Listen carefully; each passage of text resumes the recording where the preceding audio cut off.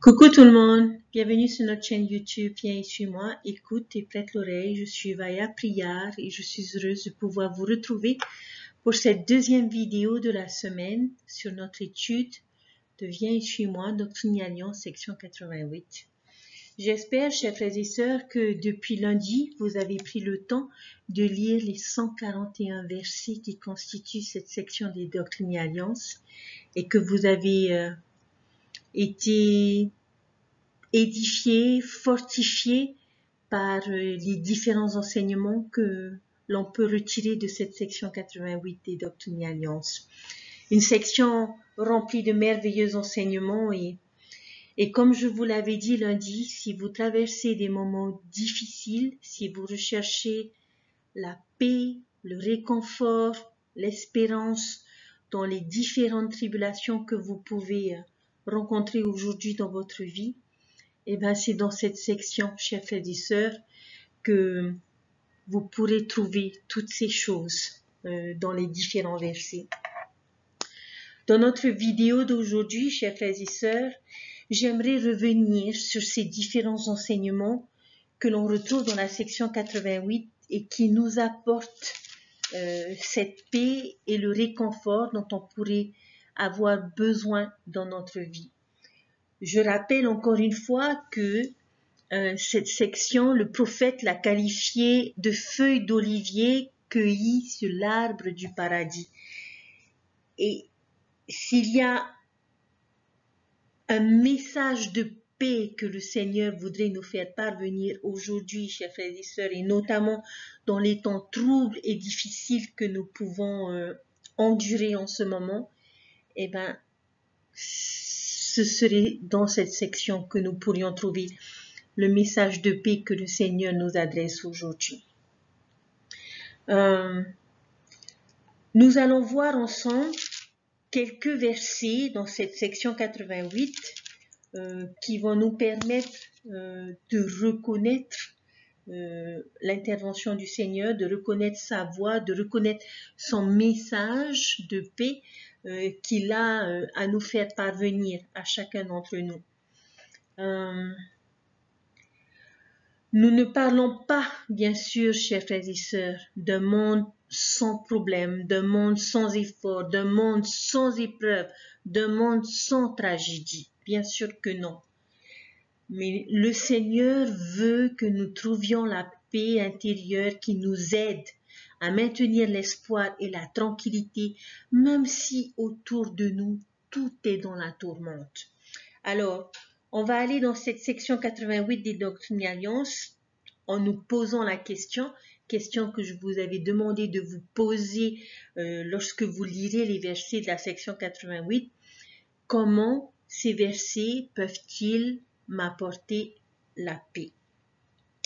Alors, lorsque l'on commence à lire les premiers versets de la section 88 des Doctrines et Alliances, notamment les versets 1 à 5, l'on nous parle du Consolateur. Alors, comment est-ce que ces versets peuvent nous procurer de la paix aujourd'hui dans notre tourmente personnelle? Alors, j'aimerais attirer votre attention sur les versets 3 et 4 qui disent ceci. C'est pourquoi je vous envoie maintenant un autre consolateur, oui, sur vous, mes amis, afin qu'il demeure dans votre cœur, oui, le Saint-Esprit de promesse, lequel autre consolateur est celui-là même que j'ai promis à mes disciples, comme c'est écrit dans le témoignage de Jean. Ce consolateur est la promesse que je vous fais de la vie éternelle, c'est-à-dire la gloire du royaume céleste. Le Seigneur nomme le Saint-Esprit dans ces versets de consolateur et c'est d'ailleurs une de ses fonctions, une de ses responsabilités, une de ses missions qui est donnée au Saint-Esprit. On sait tous que le Saint-Esprit nous confirme la vérité et nous avertit des dangers physiques ou spirituels, mais dans la tourmente et les afflictions, le Saint-Esprit nous console. Et c'est rassurant, chers frères et sœurs, de savoir qu'un membre de la divinité a été spécialement appelé à nous réconforter, nous assurer que tout ira bien et nous accorder la paix dont nous avons besoin. Le Saint-Esprit est aussi appelé le Saint-Esprit de promesse. Et à ce sujet, Elder Bednar nous a enseigné sur son pouvoir. Il a dit que le Saint-Esprit de promesse est le pouvoir du Saint-Esprit qui confirme. Lorsqu'elle est scellée par le Saint-Esprit de promesse, l'ordonnance, le vœu ou l'alliance sont liés sur terre comme au ciel. Et la réception de ce sceau d'approbation est le résultat de la foi, de l'intégrité et de la fermeté à honorer les alliances de l'Évangile dans la suite des temps. Donc, une autre responsabilité du Saint-Esprit est de confirmer les ordonnances et les alliances. Si notre baptême, si notre mariage sont scellés par le Saint-Esprit de promesse, alors ils sont validés aussi bien sur terre que dans les cieux. Ils sont éternels. Et chers frères et sœurs, je pense qu'il est important de comprendre ces choses et de savoir que les ordonnances que nous avons faites, que nous avons contractées, les alliances que nous avons faites avec le Seigneur sont éternelles. Et cela, chers frères et sœurs, doit nous apporter la paix en sachant que si nous gardons ces alliances, alors elles sont éternelles. Le verset 4 nous dit que ce consolateur est la promesse que Dieu fait de la vie éternelle et de la gloire du royaume céleste. C'est donc une façon du Saint-Esprit de nous accorder la paix en nous assurant un meilleur monde. Quelles que soient les difficultés, quels que soient les conflits, quelles que soient les guerres, nous avons la garantie, chers frères et sœurs, d'un monde meilleur.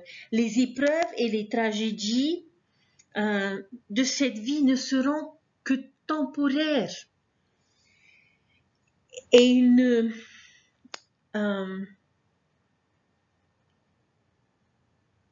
la mort, la peine, la douleur, les tentations, le péché n'appartient pas au monde éternel. Alors nous devons nous accrocher à cette promesse d'un monde meilleur. Rappelez-vous, lundi, je vous avais dit que lorsque j'ai lu cette section 88 des Doctrines et Alliances, j'ai beaucoup pensé à une personne qui traverse des épreuves difficiles. Et aujourd'hui, j'ai pu voir passer une de ses stories sur Facebook où elle avait mis une citation et où elle suppliait le Seigneur de l'aider à surmonter les difficultés, à traverser cette épreuve et de lui donner la force, la foi et l'espoir nécessaires pour pouvoir aller de l'avant. Chers frères et sœurs, demander au Seigneur de nous aider à surmonter une épreuve, ce n'est pas forcément s'attendre à ce que le Seigneur réponde à nos désirs. J'ai eu l'occasion de partager une expérience avec l'une de mes tantes. Certains d'entre vous savent que il y a maintenant quelques années, j'ai perdu une tante, une sœur de ma maman, qui est décédée d'un cancer. Et j'ai eu l'occasion de discuter avec une autre tante, une plus jeune sœur, de son expérience par rapport à ce que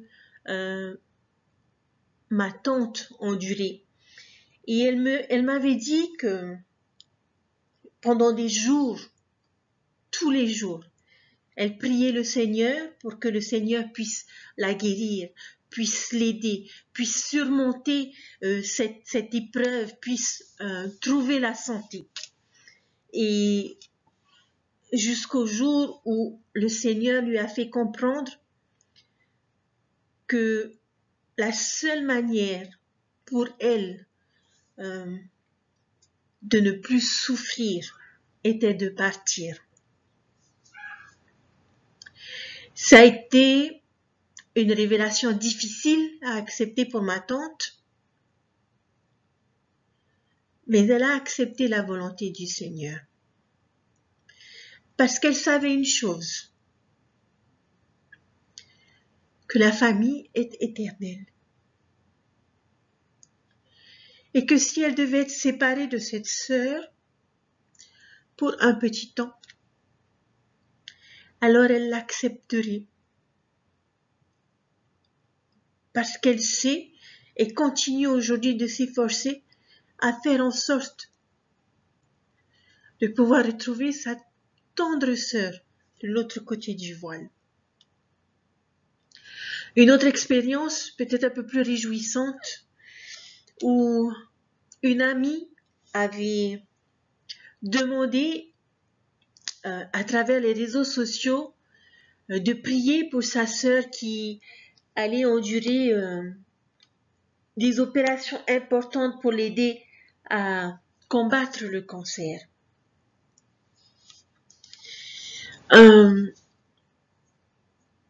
Et elle avait également posté de nombreuses citations, de nombreuses pensées, de nombreux enseignements de nos dirigeants, de manière à pouvoir toujours garder espoir.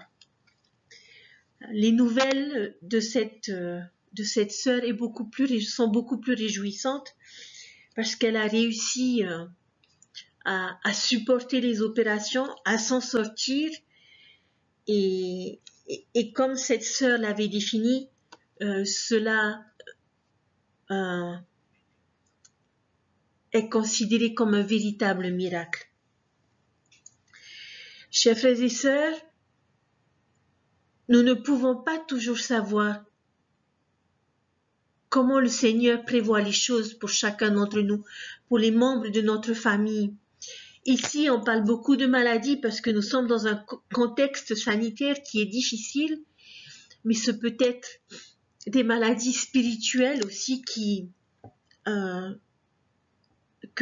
les membres de notre famille, que nos enfants ont pu contracter dans leur vie.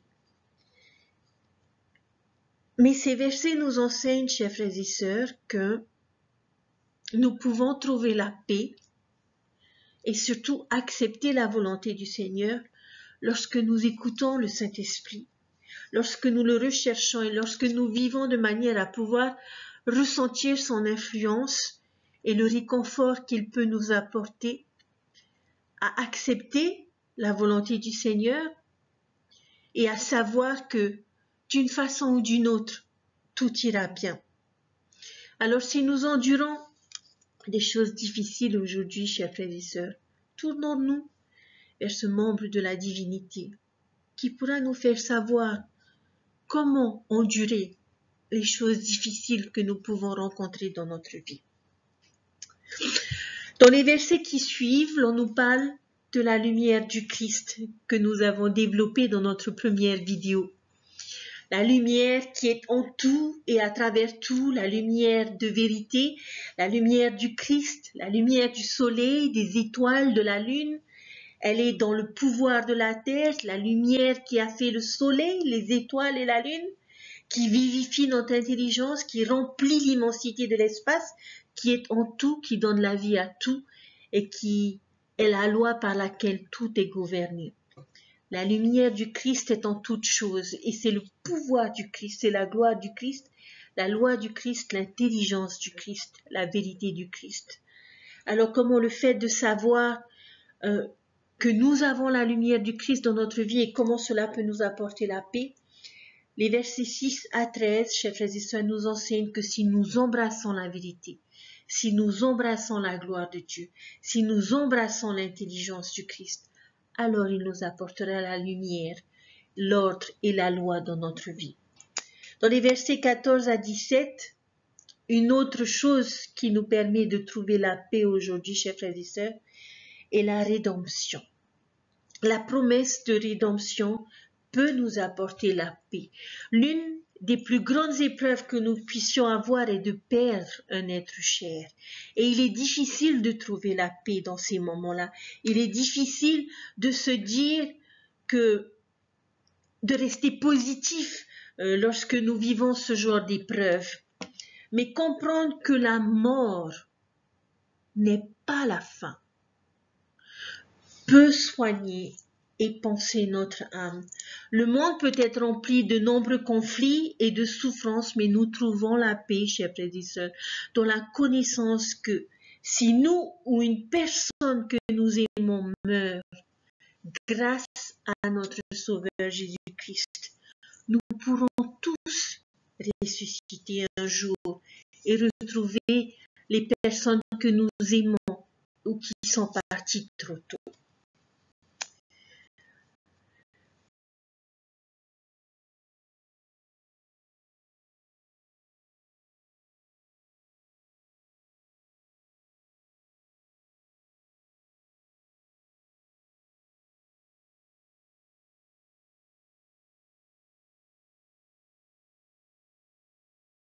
Attraction, si nous recherchons les bonnes choses, alors les bonnes choses nous seront données. Si nous sommes positifs, alors des choses positives nous arriveront. J'ai eu un moment difficile dans ma vie du côté de ma santé et je suis passée par une grande épreuve, par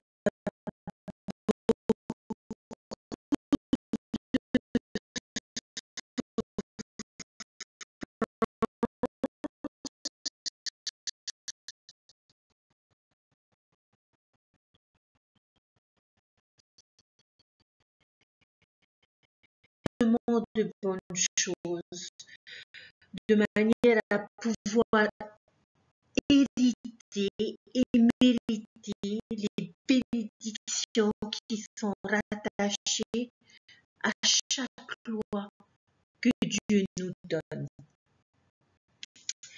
Dans les versets 41 à 50 de la section 88, on nous parle de l'univers. Et j'ai beaucoup aimé ces versets, que j'ai coloriés en jaune d'ailleurs, parce que s'il y a bien une chose que j'aime faire quand j'ai besoin d'un moment de paix, quand j'ai besoin de réconfort, quand j'ai besoin d'être guidée, c'est attendre que tout le monde dort, que la nuit soit calme et me mettre sur ma terrasse pour pouvoir regarder le ciel étoilé. Et il m'arrive de parler avec le Seigneur à haute voix en étant sous la voûte céleste, sous les étoiles, à pouvoir apprécier la brise qu'il y a autour de moi. Observer la nature, observer les étoiles peuvent bâtir et fortifier notre témoignage en notre Sauveur, parce que toutes ces choses qui sont autour de nous, chers frères et sœurs, témoignent de lui. Et d'ailleurs, dans le livre de Mormon, dans Alma chapitre 30, le verset 44, Alma a rappelé ces choses à Korihor. Voici ce qu'il lui a dit. Tu as eu assez de signes, tenteras-tu ton Dieu, diras-tu, montre-moi un signe alors que tu as le témoignage de tous ceux-ci qui sont tes frères et aussi de tous les saints prophètes. Les Écritures sont placées devant toi, oui, et tout montre qu'il y a un Dieu. Oui, la terre et tout ce qui se trouve sur sa surface, oui, et son mouvement, oui, et aussi toutes les planètes qui se meuvent dans leur ordre régulier témoignent qu'il y a un Créateur suprême. Chers frères et sœurs, je vous témoigne et vous assure que nous pouvons voir le visage de Dieu dans le monde et l'univers autour de nous. Observons la beauté du monde, observons la beauté de la nature, et cela peut nous procurer la paix, car nous pourrons reconnaître la main de Dieu en toutes choses, et tout nous dira, chers frères et sœurs, je suis là et je t'aime. Ces versets nous promettent que le jour viendra où nous nous saisirons de la vérité. C'est ce qu'il est dit dans le verset 50. Alors vous saurez que vous m'avez vu, que je suis et que je suis la vraie lumière qui est en vous et que vous êtes en moi. Autrement, vous ne pourriez abonder. Parce que nous aurons su reconnaître Dieu dans tout ce qui nous entoure, alors son visage nous sera familier, parce que nous aurons appris à le voir dans toutes les choses qu'il y a autour de nous. Les versets 51 à 62 nous parlent de la parabole dont nous avons déjà parlé dans notre première vidéo avec le maître du chant, avec le chant, les serviteurs, la visite, où le maître du chant promet de visiter ses serviteurs un par un, jour après jour. Et tout ça pour nous témoigner, cette parabole nous témoigne que le Sauveur aime chacun d'entre nous et accorde du temps à chacun d'entre nous. Il nous arrivera dans notre vie où nous aurons l'occasion peut-être de ne pas sentir sa présence à nos côtés. Peut-être allons-nous nous demander « Pourquoi m'as-tu abandonné ?»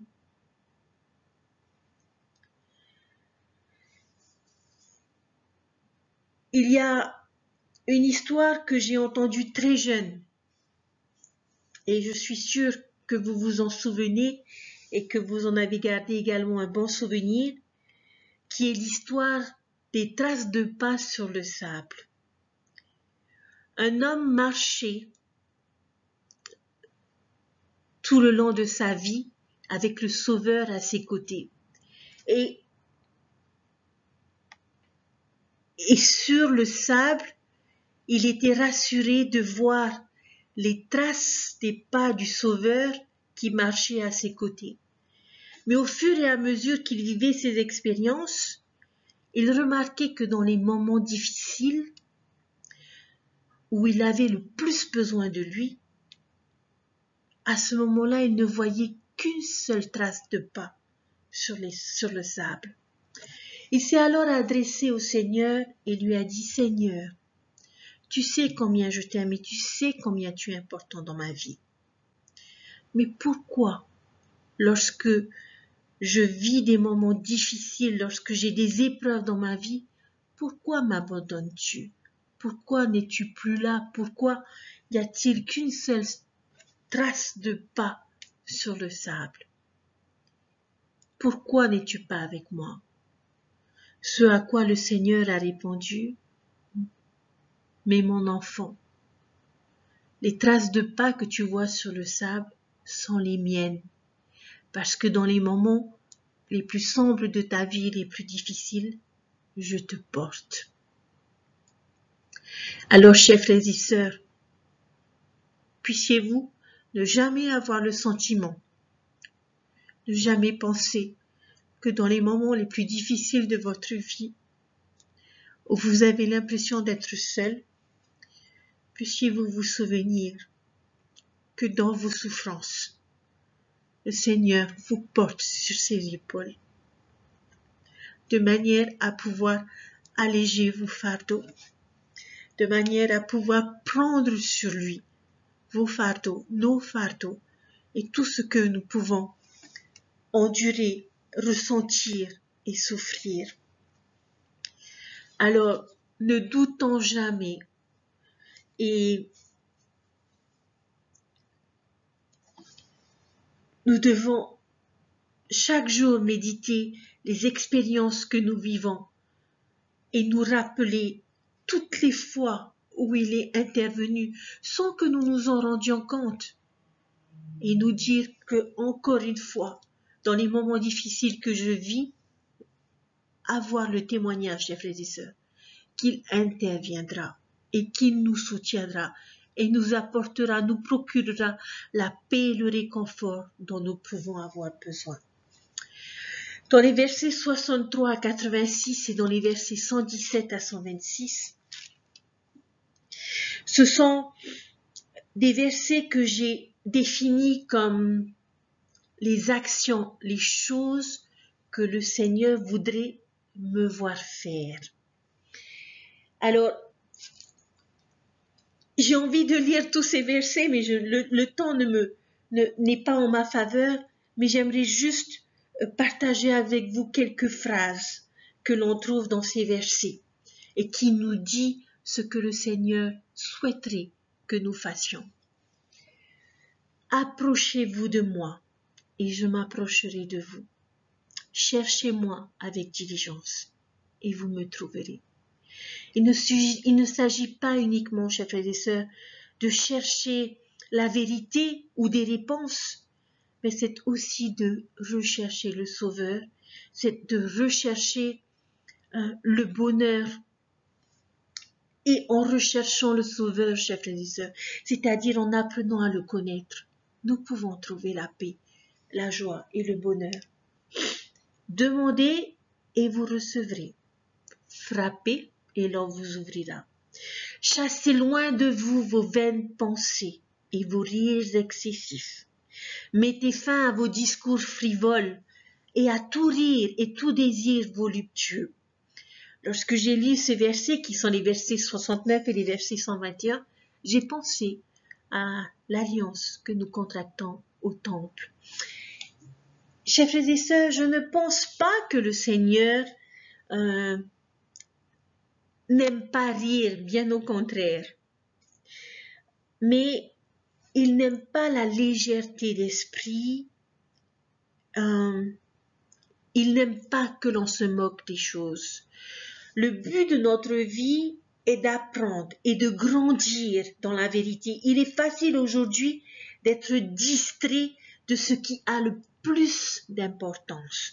Nous devons faire attention au temps que nous consacrons à nous divertir. Nous devons rester dans le raisonnable. Je continue avec mes phrases. Méditez l'avertissement que nous avons reçu. S'assembler, s'organiser, se préparer, se sanctifier, purifier notre cœur, se laver les mains et les pieds. Nous devons chercher à être toujours purs, mais nous ne le faisons pas seuls. Il nous aidera. Persévérer dans la prière et le jeûne. Enseigner la doctrine du royaume, enseigner diligemment.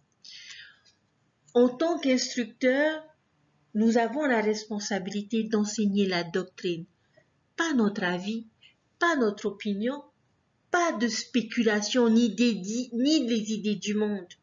Nous devons être diligents dans nos efforts à enseigner. Et dans notre préparation, nous devons être diligents dans notre cœur pour tous ceux que nous enseignons, diligents dans nos efforts pour progresser. On dit toujours, avant de partager ma parole, cherche d'abord à l'obtenir.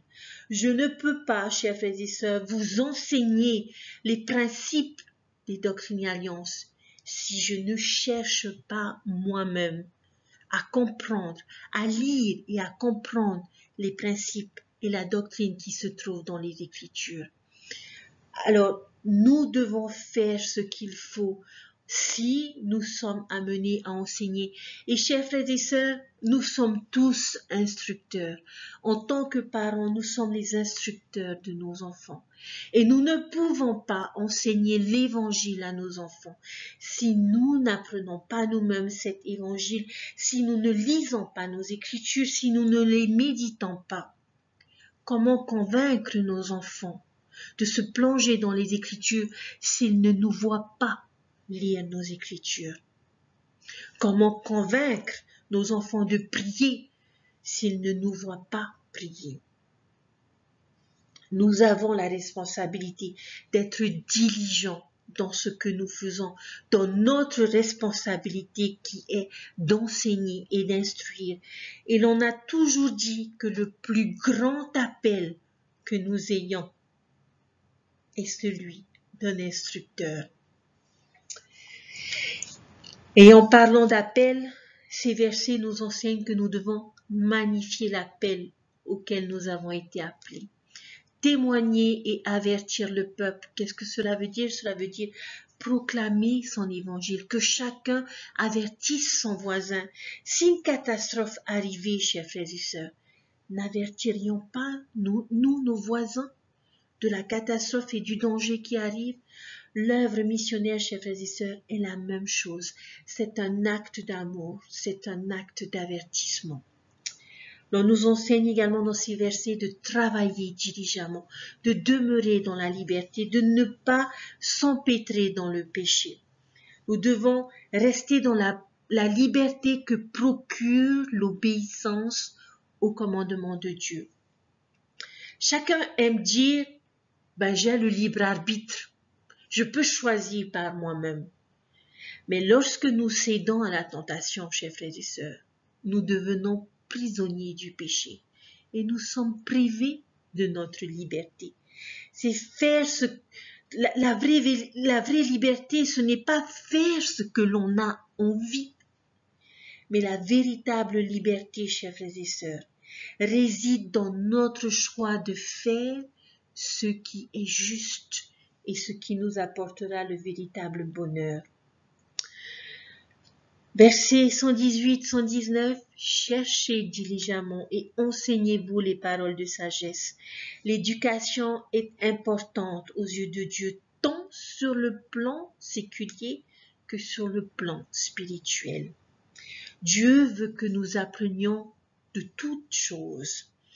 Désignez un instructeur, verset 112, cessez d'être paresseux. Encore une fois, on nous le dit dans cette section. Cessez d'être paresseux. Se revêtir du manteau de charité. Priez toujours. Chers frères et sœurs, je sais que j'ai été trop rapide pour que vous ayez eu le temps de marquer toutes ces choses.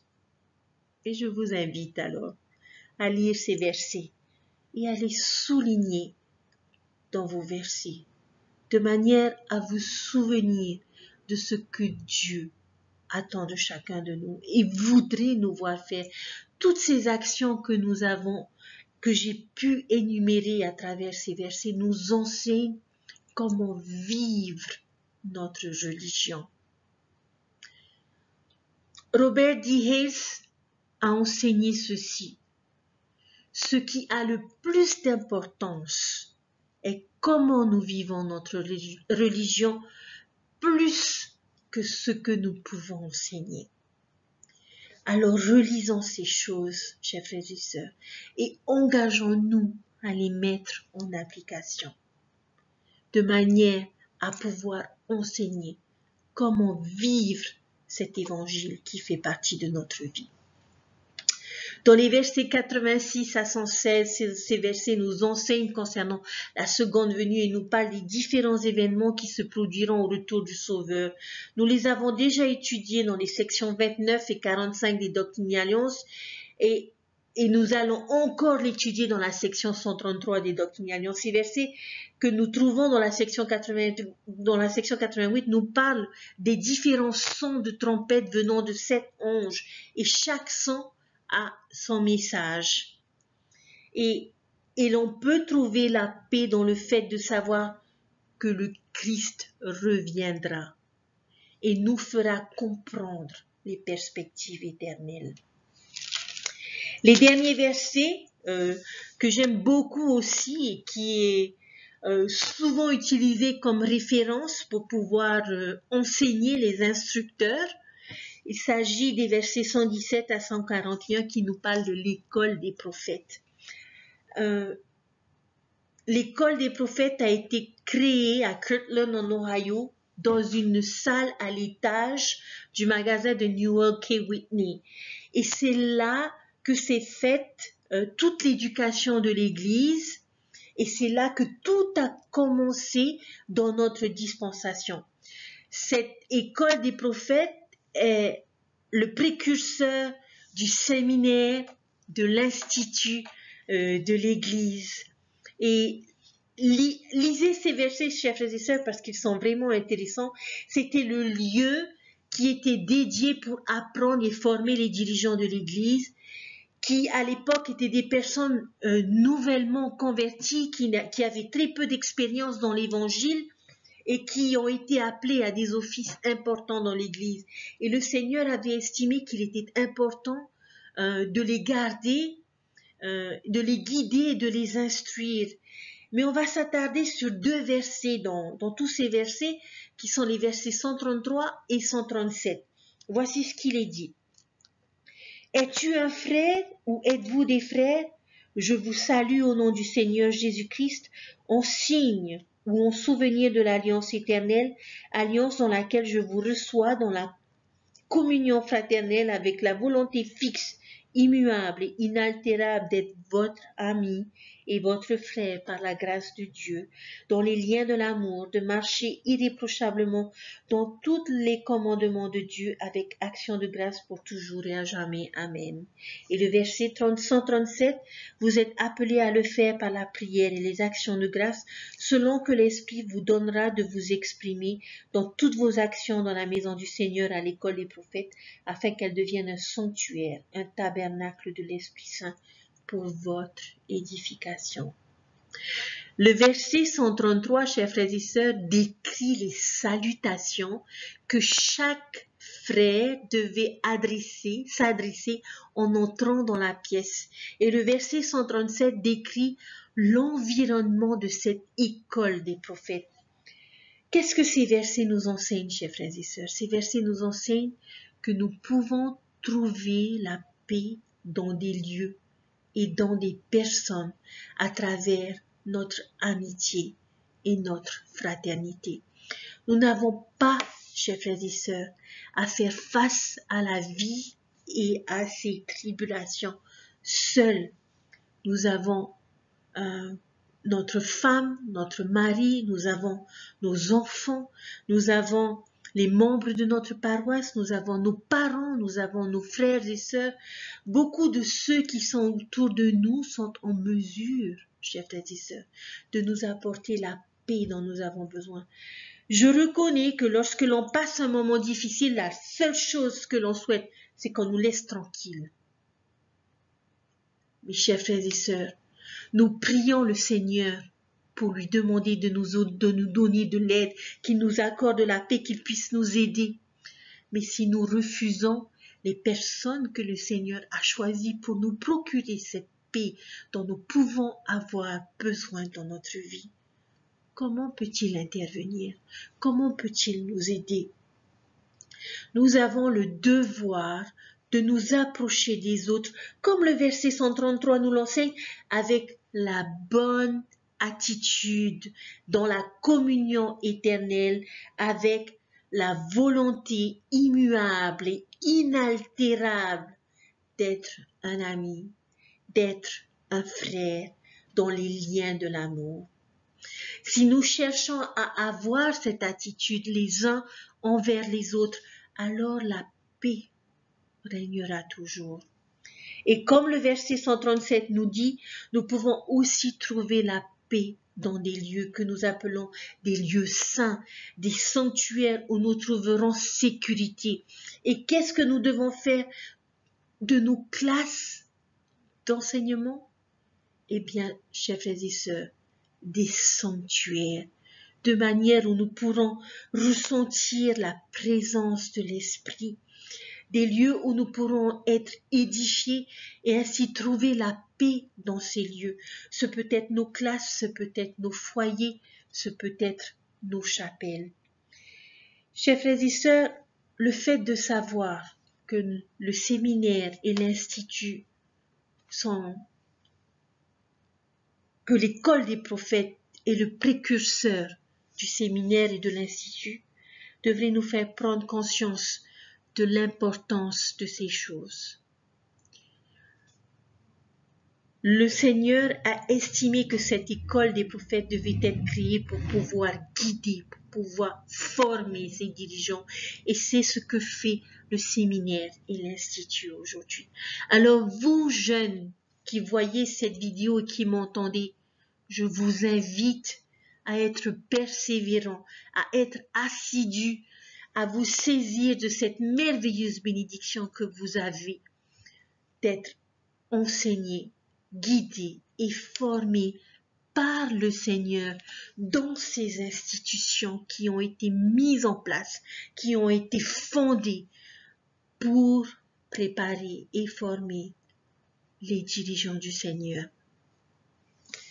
Chers frères et sœurs, je vais finir mon enseignement aujourd'hui sur le verset 119 de la section 88 qui dit ceci: organisez-vous, préparez tout ce qui est nécessaire et établissez une maison qui sera une maison de prière, une maison de jeûne, une maison de foi, une maison de connaissance, une maison de gloire, une maison d'ordre, une maison de Dieu.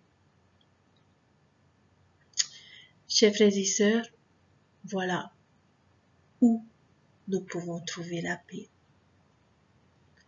En faisant de nos maisons une maison de prière, une maison de jeûne, une maison de foi, une maison de connaissance, une maison de gloire, une maison d'ordre, une maison de Dieu. Vous avez dans ce verset le plan exact et parfait de la maison de Dieu. Et s'il y a un plan que nous devrions copier dans notre vie, c'est ce dernier. Je nous invite à réfléchir, à analyser notre vie et à voir quels sont les changements que nous pouvons faire dans notre maison pour qu'elle ressemble davantage à celle de Dieu.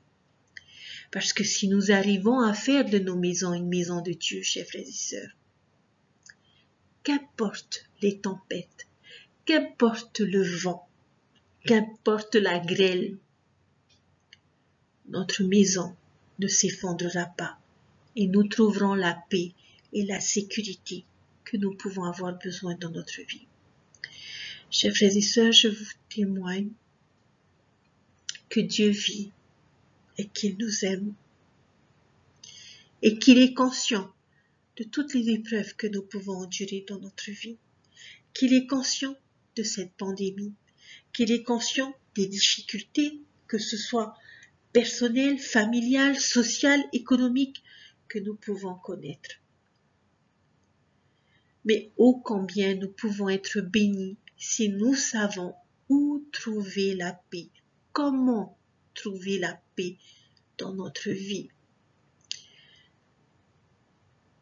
Il y a un cantique, Maître la tempête lance, et dans ce cantique il y a une phrase qui dit « Rien n'engouffrera la barque où se tient le Maître des cieux ».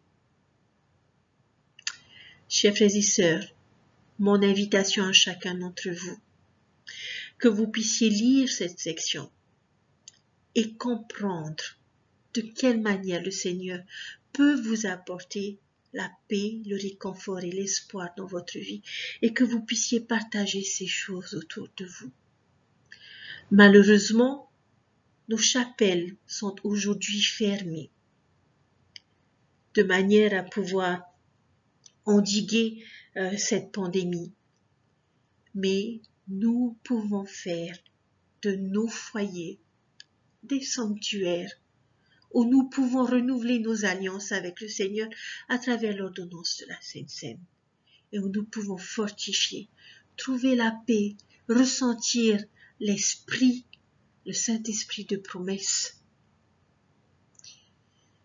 qui scellera chaque ordonnance et chaque alliance que nous avons contractée avec le Seigneur. Nous sommes bénis d'avoir cet évangile. Nous sommes bénis d'avoir un Dieu d'amour et un Sauveur et un Rédempteur. Je prie notre Père Céleste que nous puissions tous avoir ce témoignage qu'il vit, qu'il nous aime, qu'il est là et qu'il nous porte dans nos moments difficiles. Je vous laisse toutes ces choses, tout mon amour, toute la paix que vous pourriez avoir besoin, tous mes encouragements, quelles que soient vos difficultés, au nom de notre Sauveur Jésus-Christ. Amen. Je vous souhaite à tous un bon week-end, une bonne fin d'études et je vous retrouve la semaine prochaine pour étudier les sections 89 à 92. Je vous dis à très bientôt. Bye!